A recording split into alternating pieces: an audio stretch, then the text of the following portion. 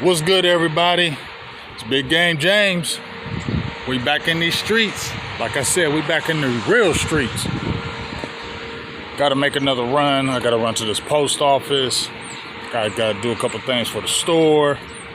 It's a nice day out. It's supposed to be like 75. I got to get outside and do these videos. You feel me? But guess what? Let's jump right into it. Because we talking offense. We done hit the receivers yesterday. Good video. A lot of people, good answers, good comments. But, receiver is one of the most critical positions that they need to upgrade. But today, we only got 2 more positions. And today is another critical position that needs to be upgraded. But when is it going to be upgraded? That is the question. So, we talking running backs today. Like I said, you saw offensive line. We gave the offensive line a C. Them tight ends, gave that a D. Them receivers, gave them a C because of CD. And now we're at these running backs. Let's talk about it. So, let's talk about who's on the roster right now. Obviously, the guys who are returning. Hunter Luepke. I like Hunter Luepke. He's a versatile back. He reminds me of Peyton Hillis. For real. Somebody can play running back and fullback. Somebody can catch the ball out the backfield. Is going to give you blocks. Sneaky good. I like him. I thought that was a great pickup, and I think they definitely need to keep him because he's versatile. You can catch the ball out the backfield. Like I say, you can block. You can play running back. You can play fullback. You can play multiple positions. So that's a guy I would want to keep on my team. Malik Davis is still on the roster from the University of Florida. We had some hopes for him a few years ago. But that time is over. I think they just kept him for some depth purposes. Anybody get injured, but that time is done. You feel me? So I ain't really going to talk about Malik Davis too much. Then you got Deuce Vaughn. I thought that was a mistake in the very beginning, drafting him in the 56th round when you could have got a whole bunch of different running backs and decided to get a 5'5" dude. I'm not hating on it, but bro, you had other guys you could have gotten. You wait till the 6th round to get him. And this ain't no indictment on Deuce because I like him. But he's just, to me, a gadget player. I don't know where he really finds a role. You've already got 2 guys that you just signed and you're looking for back in the draft. I think his time is over. Just me, it was a great feel-good story, but I feel like it's done and over with. And that's just what it is, you feel me? So, those are the guys that are been on the roster. Let's talk about the additions that they added. Jeanty from the Denver Broncos. We remember what he did to Dallas a few years back. He had a rookie year, 900 and some yards. Had a really bad knee injury, kind of set him back a while. So, his game is really based on power, not really speed. Good, decent agility, but he can really power through the holes. He's a strong running back, runs through tackles. That's what you really like about him. So he hasn't really regained his form. I watched him. But I think his mix with Sean Payton's offense maybe just wasn't good. So new beginnings, new start, and he's still young. That could help. You're not really looking for anything from Javonte Williams like he's going to be the guy here in Dallas. But it's still a good pickup because it's a young running back. And if you have any issues, that's a good depth piece right there. Then we're talking about Miles Sanders, just came over from the Carolina Panthers, had 2 down years over there, only averaged like 3.7 yards a carry. I think both of them did. I think only got off 700 yards in 2 years. Last year was not good at all. But, when I listened to him, he said, there was a lot of things going on in that organization that wasn't in my control. And I really don't want to speak on that out there. And put our business out there. I want to keep it in-house. So I'm gonna listen to that. I mean, you're only a couple of years removed from being a 1,200-yard runner, 11 touchdowns. I don't think you fell off the cliff that much, especially when you don't have a lot of mileage in the tank. 27 years old, but you still haven't been a bell cow back. So if you haven't been a bell cow back, I'm going to just go ahead and lean on him saying that, hey, just the fit wasn't right. Maybe the staff wasn't good for me. And, I'm looking off to a new start. So I don't think Miles Sanders was a bad signing. I don't know what Javonte Williams is going to really bring, but I think Miles Sanders was a good signing to me, in my opinion. I'm not saying he's a world-beating running back, But I'm sorry, I just don't feel like, and I watched a little bit of his tape, I just don't feel like he fell off the cliff like that. And I feel like it's more opportunity where he can really get back, hit the ground running. He gives you a blend of running and receiving. He can do multiple things. You know, good speed out the backfield. And I feel like that's a guy. You had Rico Dowdle last year, right? Rico Dowdle was nobody to be speaking about, but I liked Rico. You get what I'm saying? I had liked Rico for 2 years straight, and I just kept on wondering when was Rico finally going to step up and be able to be a guy. Now, 1,000-yard season for an undrafted running back is great, but 1,000-yard season for a running back now, this ain't the 90s no more. When I was in that era, when you got a 1,000-yard running back, you were somebody. Now, if you're a real top dog running back, 1,300 yards for me is the parameter, because 1,000 yards ain't doing it. So for Rico to get 1,000 yards, that was awesome, but that didn't move the needle.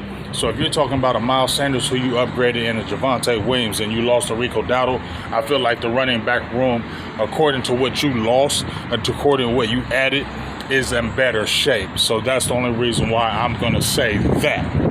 Now, we done already talked about who was there. We done already talked about the free agents. Now, basically, this video is to Jeanty or to not Jeanty. That's the question. Let me run up in this store in this post office real quick, and we're going to talk about this and my thoughts on, I'm saying don't draft him at 12. All right, man, we back. So, I know he is all world. 2,700 rushing yards, just broke damn every record in the NCAAs. I know all that. I seen his pro day. Footwork, amazing. Footwork, crazy. Big, rocked up. Athletic enough. I mean, he's a really good talent. People saying this is the best running back they've seen in 10, 20 years. I'm not saying that. Okay, I'm not saying that. I'm going to say Jeanty is a damn good back. And, you know, the Raiders, they're talking about the Raiders might scoop him at 6. That's crazy. I'm not doing that. And, you know, I remember what Jahmyr Gibbs did. Jahmyr Gibbs, everybody's talking about, oh, well, he was special. But he ain't no bell cow running back.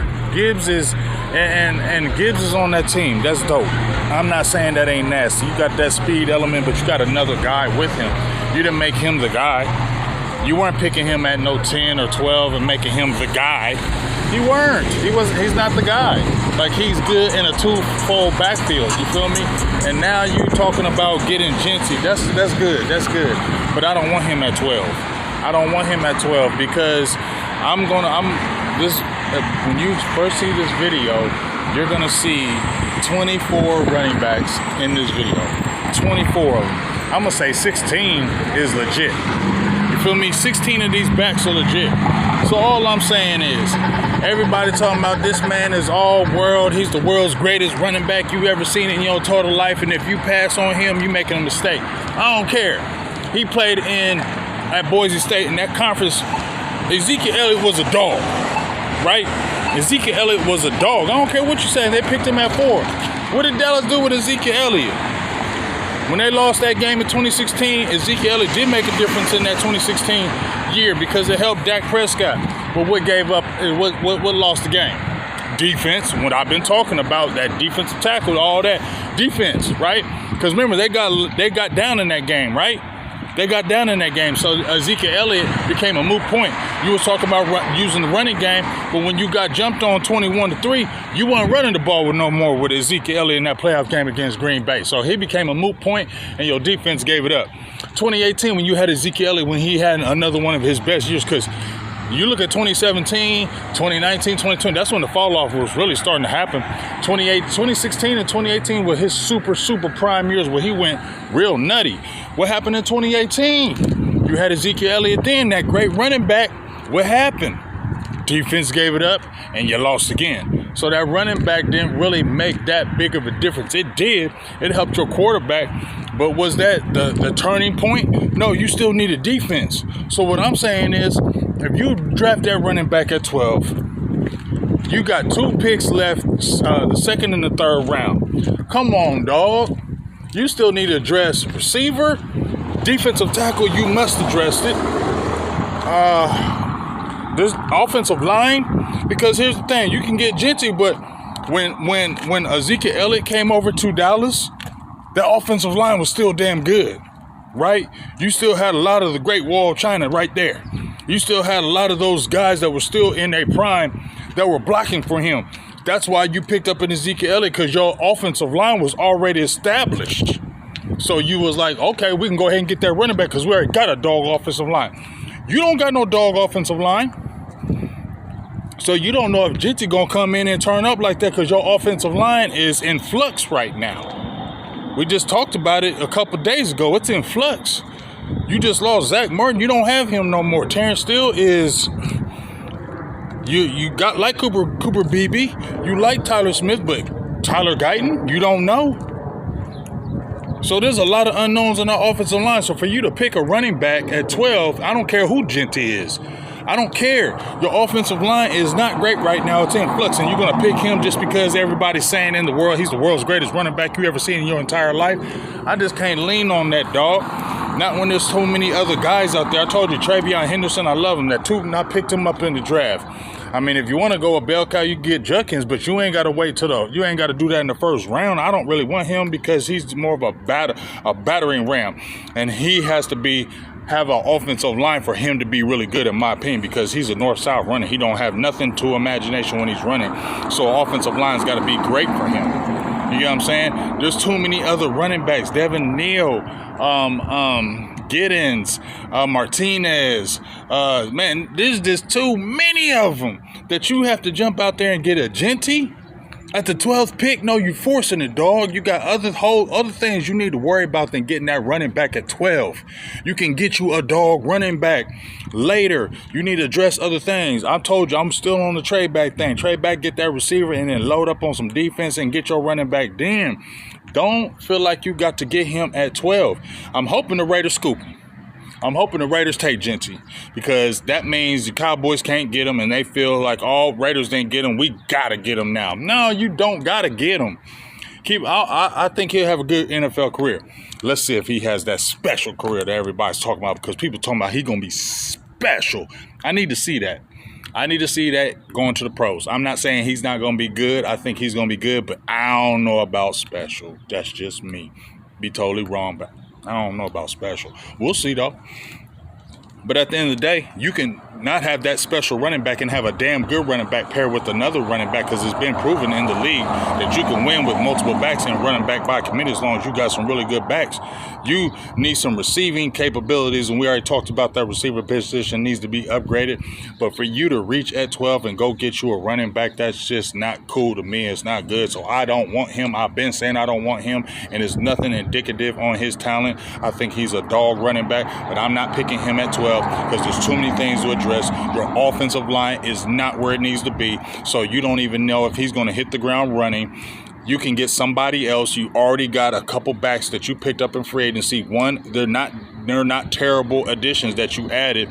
You can get you a speed back. You can get a versatile back. There's other things that you need to take care of than getting that running back in the first round. I just feel like that's irresponsible if you get that, man. I feel like if you get Jeanty just because he's there, I just ain't gonna like it. I'm just not gonna like it. I'll rock with it, you know. I'm just not feeling that, and I'm gonna stand on that. I'm not feeling that. I haven't changed since I heard everybody talking about him last year when he was turning up on the college field. I was like, nah, I don't want that. No, Dallas got to take care of other things, and there's too many damn good running backs for you to jump out there and say we must get him. We absolutely have to get him, because if we don't, no, he is not going to change your team, in my opinion, like that. Like, I just don't believe that. We'll see. I don't believe that. So that's where I'm leaning on. I don't want to hold y'all. Make sure y'all check the video out. Y'all can go ham, because I went in our content creator group and I said, nope, I don't want him at 12, and everybody jumped on me. That's fine. I don't care. I'm standing on it. So y'all can jump in the comments, tell me, yeah, Big, you tripping. I'm taking him. I don't care what. That's your, if you want to go that route, that's fine. Not me. I don't want him at 12. You can get some other backs. I'm showing you a list, a whole bunch of dog backs. You got a decent guys in there right now. You add a nice little young one, get you a doggish receiver. Now you cooking, and then turn up on that defense and get them tackles and build that back up. Because right now you a C team. You're not an above average team. You're an average team. And I don't care. You getting that running back at that spot ain't going to take y'all over the top. Not in my opinion. Let me know yours. because I don't want to talk too long in this video. So check it out. Let me know how you feel.